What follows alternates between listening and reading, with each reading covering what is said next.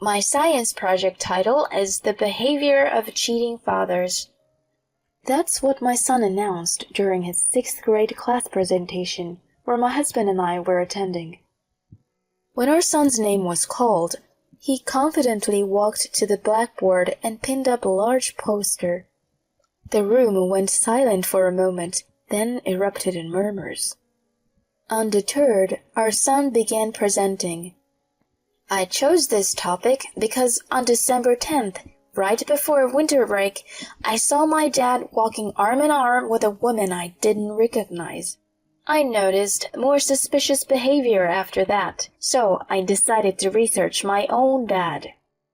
From the back of the room, I stared at the poster, filled with numerous photos and detailed research findings. I realized it all. My husband's late nights and his distance from our family. He had been cheating. I was seething inside. I wouldn't stand for this. I shot my husband a glare and demanded, "What is this about?" He looked back, pale and trembling. Stay with me to see how this story unfolds. My name is Emily, a 40-year-old working mom. I've been with the cosmetics company I joined right out of college. I've recently been promoted to a manager position and I'm finding it fulfilling. My husband's name is James. We met 14 years ago through a mutual friend. He's set to inherit his father's business and currently works in sales. Despite his occasional recklessness, he's promising and gentle, drawing me closer over time. After dating for 2 years, I happily accepted his dreamy proposal. Emily, let's build a happy family together. Aw, James.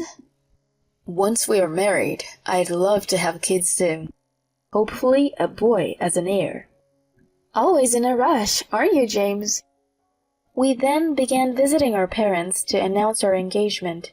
My rural folks loved James. Then it was time to meet his parents, Samuel, a company CEO, and Barbara, a housewife. Their lavish home was intimidating, making me nervous. Don't be tense, Emily, Barbara comforted. We're delighted to meet you. She serves us tea and seemed like a very sweet lady. When James expressed our intent to marry, they were overjoyed. A family will make you a real man, James. Treat Emily well. Despite his stern appearance, Samuel was kind. I am glad to be joining such a lovely family, I replied, and Barbara warmly agreed. They even supported my decision to continue working post-marriage. It's an era where women excel in their careers, Samuel pointed out. On our way home, James said, It seems my folks really liked you. Your parents are wonderful. Dad is usually strict, but what scares me more is Mom. When she's mad, it's terrifying. I was surprised. Really? We better not upset her then. Don't worry, she seemed fond of you. Following our lavish wedding, we began living in the apartment Samuel gifted us. With James often away due to work, house chores largely fell to me. Juggling my job and housework was challenging, but modern appliances made it manageable. Thankfully, he helped out occasionally, so I wasn't too frustrated. A year after we got married, I discovered I was pregnant. Hearing the news, James was ecstatic, jumping for joy. Oh my gosh, Emily, I'm going to be a dad. Thank you. My in-laws were just as thrilled as he was. Take care of yourself, Emily. We'll do whatever we can to help. With teary eyes, my mother-in-law tightly grasped my hands, while behind her, my father-in-law couldn't hide his joyful smile. I genuinely felt grateful to have them as my in-laws. My parents live in the countryside, farming, so I don't see them often. During my pregnancy, Barbara took such good care of me. Thanks to her support, my pregnancy went smoothly, and I gave birth without any issues to a lovely baby boy. Seeing the relief on the faces of my husband and the in-laws, I said to Barbara, "Would you like to hold the baby?" Taking the baby, she exclaimed with delight, "Oh, how adorable!" "Have you already decided on his name, Emily?" We discussed it and decided on Noah. "What a beautiful name, little Noah. Nice to meet you. I'm Grandma Barbara. Now, let's say hi to Grandpa." At that moment, my husband and I truly felt surrounded by familial bliss. 12 years have passed since then, and Noah is now in 6th grade. Though he's become a bit distant compared to when he was always following me around saying, "Mom, Mom," he's grown into a kind and intelligent boy. We've maintained a great relationship with my in-laws. They've been understanding of my work commitments, even looking after young Noah on my behalf and frequently checking in with me. They adore him, sometimes spoiling him a bit too much, and he seems to love them in return. However, one thing has changed: my relationship with James. We still live together, occasionally bickering, but generally getting along. However, over the past year, he has become unusually distant towards both me and Noah. James, having climbed the corporate ladder to become a sales director and potentially the next successor, has been increasingly absent from home, studying and busy with work. He rarely speaks to Noah and usually just drinks and goes to sleep at home. This has been the routine for a while. As our son entered his last winter break in elementary school, I suggested to James, who came home late, "How about we go on a winter vacation? It would be nice for Noah." James, looking bothered, replied, "I'm swamped with work. I don't have time for that." "But you've been like this for a while, and I feel bad for Noah." "He's at that age where he doesn't want his parents around, right? Just let him be," he retorted dismissively and quickly went to sleep. I felt both disappointed and lonely with his response. The next day, as Noah helped me with the dishes, I told him, "I'm sorry, Noah. We might not be able to go on a trip this year, but we can visit the museum or something, okay?" "It's okay, Mom. You just focus on your work," he replied nonchalantly. I wondered if James was right about him preferring the company of friends over parents now. "But you have your project, right? Let me know if there's anything I can help with." "I've already decided on my research project topic. I want to focus on that." "I see. Well, I won't bother you then. Good luck with it." Though he still had some childlike traits, I felt proud of how mature he had become. Throughout the winter break, James was busy with work, and I was tied up too, so Noah spent more time at his grandparents'.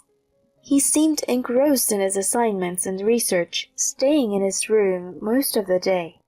However, we made sure to share dinner together every evening and chat. I believe our mother-son relationship remained strong. Occasionally, I noticed him looking at me as if he wanted to say something, but I decided to wait until he was ready to talk. And just like that, winter break came to an end, and after a little while, the last open class session of elementary school approached. I decided to ask my father-in-law to have James take the day off from work so he could join me for the class visitation. James seemed hesitant and a bit annoyed, but upon my urging, he entered the classroom. The main event for the open class was for each student to present the independent research they had conducted during the break. One by one, the kids presented their findings, like observation of plants, or their own handmade crafts. As I watched them with a smile and clapped, a thought struck me. Noah had seemed really engrossed in his independent research, but what was he going to present? He confidently stood in front of the chalkboard and pinned a large poster to it. The title of my research is The Behavior of a Cheating Father. The classroom went silent for a moment, and then suddenly everyone began whispering. Regardless, Noah calmly read out the contents of his poster. First, I'll explain why I chose this topic. On December 10th, just before winter break, I saw my dad walking arm in arm with a woman I didn't recognize. I noticed other suspicious behaviors, so I decided to research my own father. From the back of the classroom, I stared at the poster. It was filled with various photographs and densely written research findings. It all made sense to me then. The reason why my husband has been coming home late and had been so distant was because he had been cheating on me. I was seething. This is unforgivable. I immediately turned to my husband and demanded, "What's this about?" He looked pale and trembling. The teacher quickly interrupted Noah's presentation, and even though he pleaded to continue, the teacher told him he couldn't. From the back, I called out to my son, "Let's go home, Noah. I promise I'll listen to your entire presentation." "Mom." With that, we left the classroom under the curious gazes of others. In the parking lot, I sharply told James, who was turning pale and trying to get into the car, "You can walk home." I drove straight to my in-laws' house with my son. "What happened, Emily? Why isn't Noah in school?" Barbara exclaimed, while her husband looked on with a puzzled look. To them I said, "Please, take a look at Noah's research." I had him spread out his poster on the table. I hadn't been able to see it from the back of the classroom, but the contents were incredibly detailed. It included sections like, "Observing my Father's Day," with notes like, "Leaves for work at 8:30 a.m., leaves office around 10 a.m. with a new female coworker. They head to a cafe and flirt, return to the office after lunch, leave again at 1:30 p.m. and go to a hotel, then dinner at a restaurant." There were photos he took himself, even one of his father coming out of the hotel. My in-laws were stunned. "Oh my goodness." We should confirm this with James. After they reviewed everything, including sections on identifying woman A, recording my father's weekend activities, differences in my father's behavior at home and with A, and text messages between my father and A, Samuel finally said with a shaky voice, "Noah, this is very well done, and that's commendable." "Thank you, Grandpa." "But, Noah, why didn't you tell your mother about this?" Noah, with a quivering voice, responded, "I thought it would make Mom sad, but I couldn't stand it. I found online that if I wanted to accuse someone, I needed evidence, so that's why I did this." Tears streamed down his face. Holding him tight, I said, "It's okay, Noah. Thank you. I promise I'll protect you. I'm stronger than I might seem." "I'm sorry, Mom, but I can't see him as my dad anymore."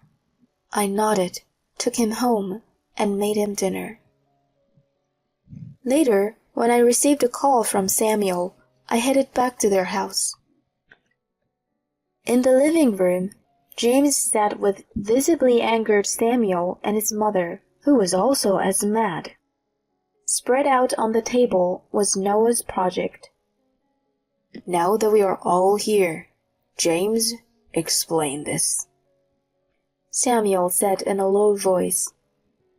This is a misunderstanding of Noah's part." I confronted him. A misunderstanding, you say? Then what about this photo of you entering the hotel?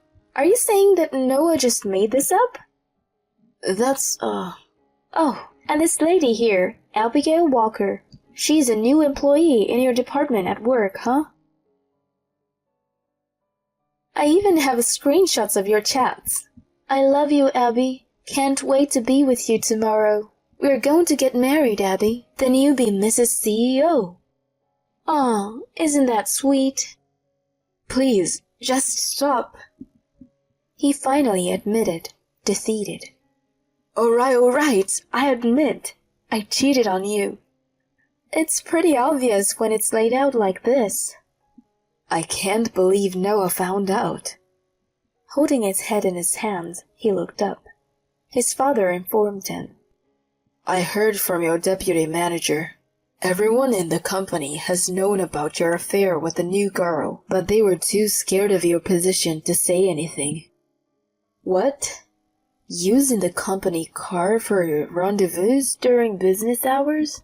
Unbelievable. You're fired, and so is she.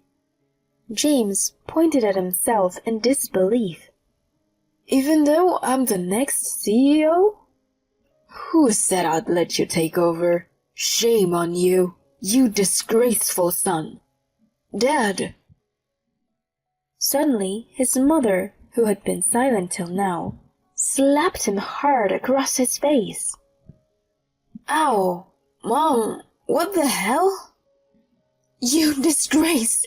Apologize to Emily and Noah right now. We're cutting ties with you.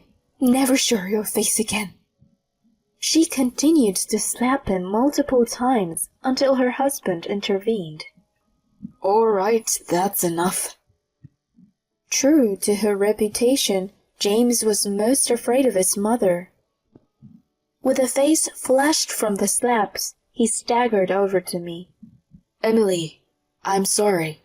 Please, if you forgive me, everything can be fixed. Please forgive me. With all the strength I had, I shouted back. Are you out of your mind? You didn't just betray me, but also left a scar on Noah's heart. We are getting a divorce. I'll be claiming alimony and child support, so brace yourself, you jerk. Go to hell. Samuel threw James out. Our divorce was finalized smoothly, thanks to the evidence Noah had collected. I demanded alimony and child support from him in a lump sum, which he quickly paid, especially with the pressure from his parents. As promised, his father really fired both James and his mistress. I also claimed compensation from the mistress, but since she had no savings, her parents paid on her behalf and took her back to the countryside. I heard that she and James broke up over the money dispute. James, having lost all his savings, his job, and being disowned by his parents, eventually vanished. Rumor has it, he's now living in a rundown apartment in the neighboring state, taking up odd jobs. I don't feel sorry for him one bit. He got what he deserved. As for me, I'm still living near my in-laws' place with Noah. Our relationship with them remains unchanged, and they often spend time with Noah. He has declared that he'll take over his grandfather's company, to which he responded with evident joy. As I move forward, I'm grateful for the unwavering support from my in-laws, and look forward to enjoying every moment of my son's growth.